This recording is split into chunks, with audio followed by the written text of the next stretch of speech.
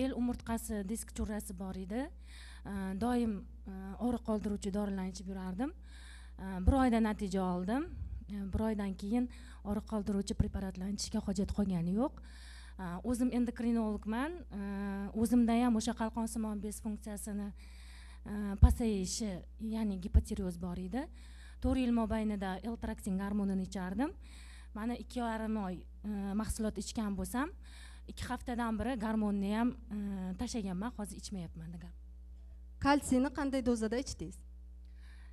Kalsiyni ertalab och qoringa 2 tabletka til ostiga, koenzim QH ham ertalab och qoringa suv bilan qabul qildim.